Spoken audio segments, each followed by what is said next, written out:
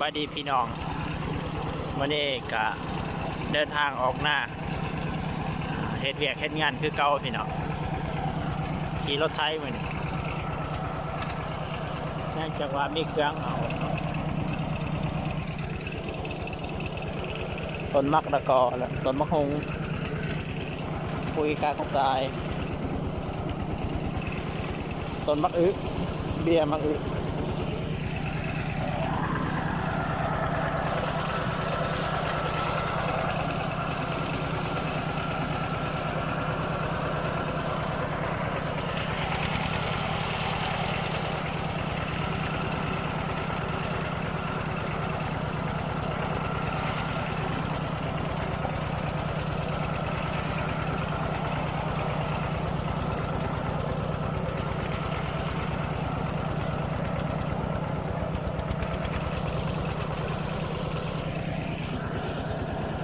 เส้นทางมันนี่ล้มอันตรายหลายรถเที่ยวหลายพี่น้อง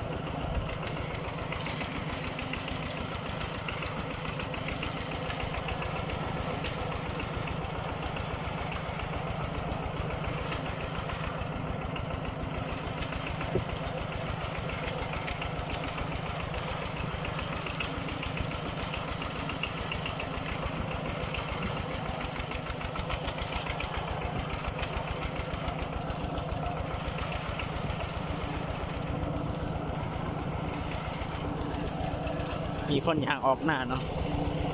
หลายคนก็ยางหลายคนก็ขี่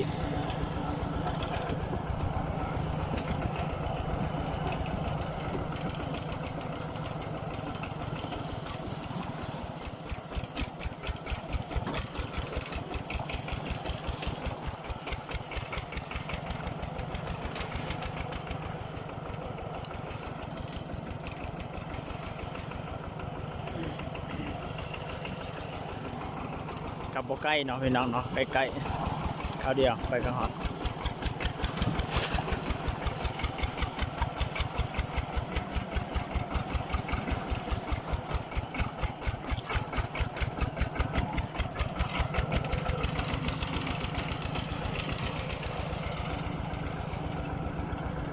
สเต็ป dry วิ่งรถไถ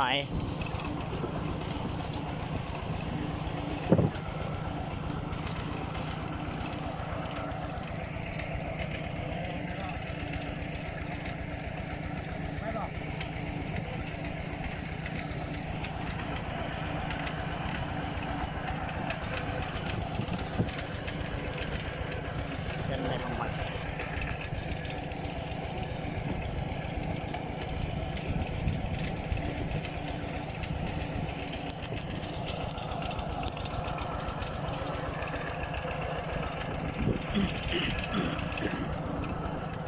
เมื่อนี้แดดบ่ออกเบิ่งฝนก็คือสิตกอยู่ตามเบิ่งเนาะ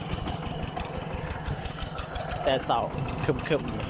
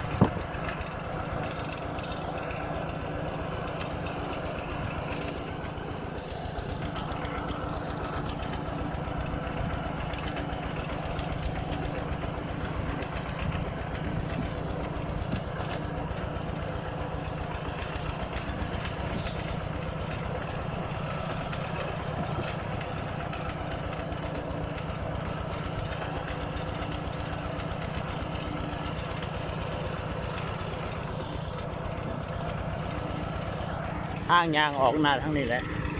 ยางเป็นอย่างนี้อันนี้เป็นทางรถแล้วก็เกี่ยวคนได้เทียงหน้าอยู่นี่แหละหลังต้นนี้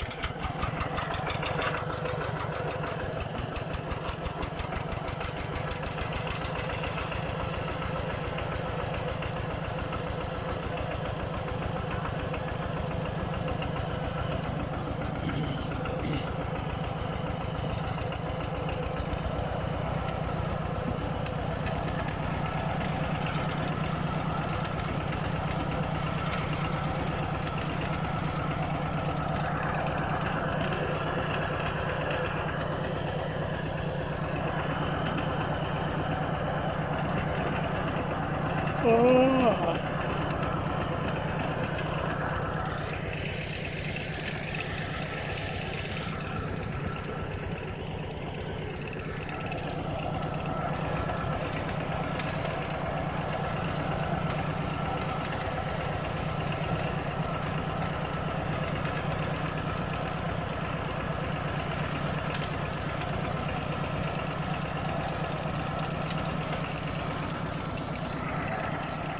ทางนี้นะเกี่ยวเขาไป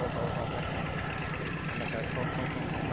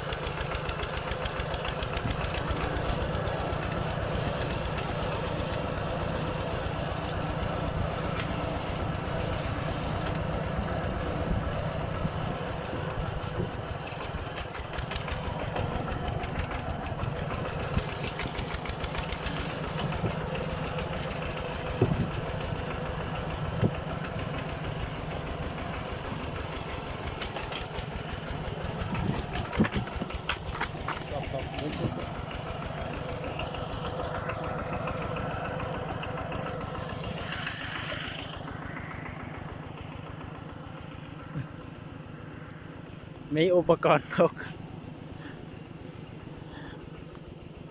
เมื่อกี้กันมันขึ้นบางในปีนแต่มันขึ้นซื้อโปงลางบ่มีอีสังพี่น้องกดมันเป็นกดก้นคุนี่ขาดเลยแต่ว่าอันนี้ว่ามันขาดบางยาเนี่ยขาดแต่ด้นแล้วกุเก่า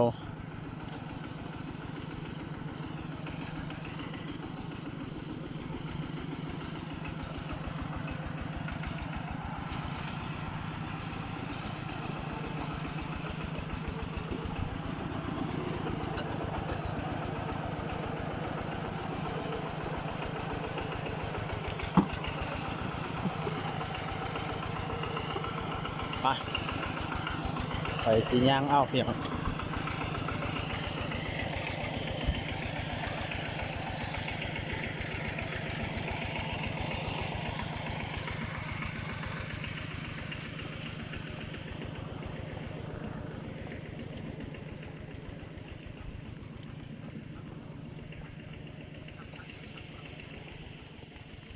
4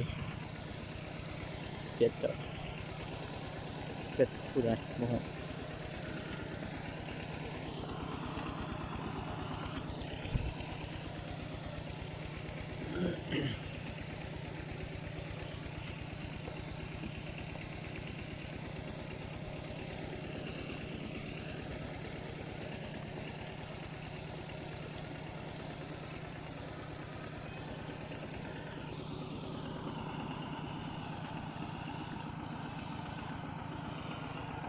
กินได้ปะจะกินได้บนปัญหา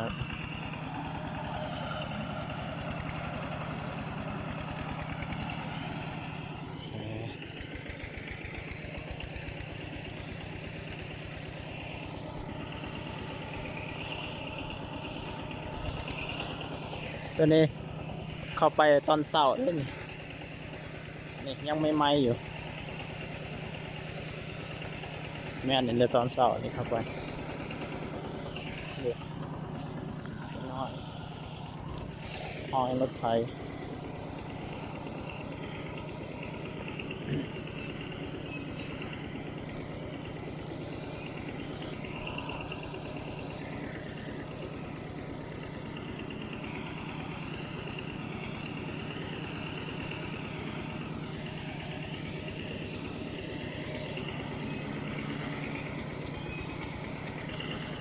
เออ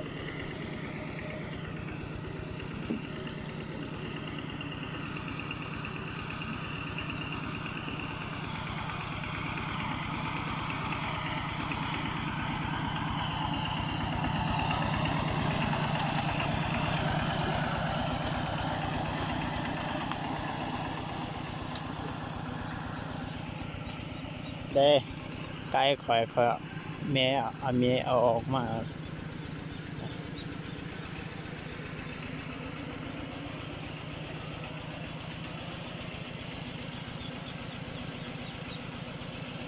ยังนาจะคือบาท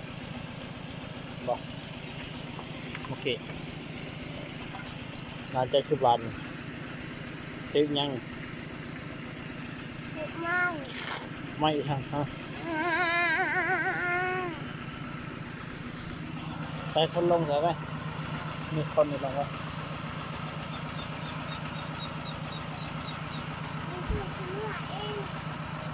จะซื้อเนื้อบ่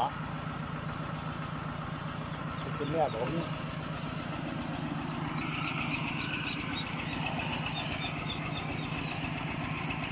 คอยว่าสิเอาจกอันนั้นแหละบอกมากเขาเริ่มมึงอย่า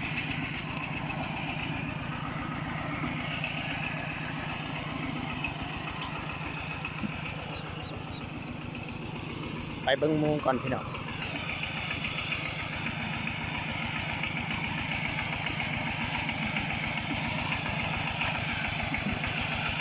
นี่สิไปไหวใส่นี่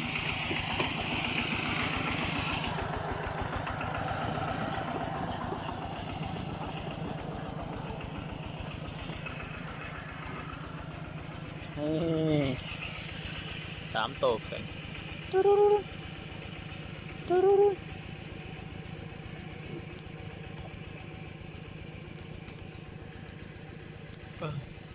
หาวหันแท้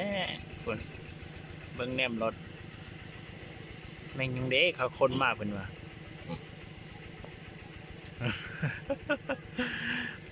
มันบ่เคยเห็นรถไถเลย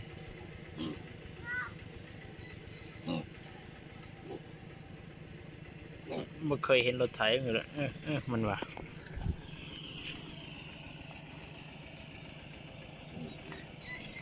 ไปท้ายรถไปหันเนาะพี่น้อง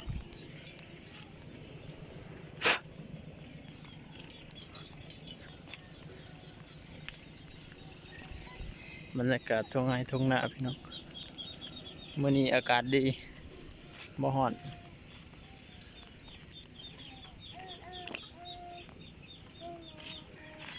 เอาไว้ผ้าไว้คอยปลูกบักแตงเงินหันเจ้ายักษ์คุดใส่หันมีใส่มีใส่โอ้ยใส่ตัวเจ้ายังจะหลินผ้าติมันสิทีขาจ้ะเพิ่ง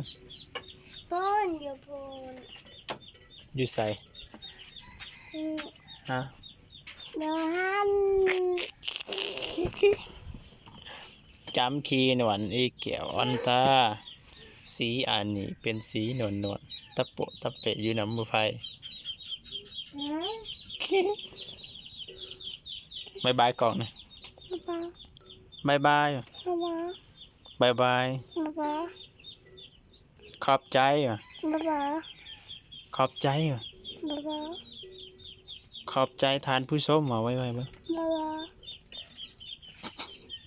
หวานบอบอ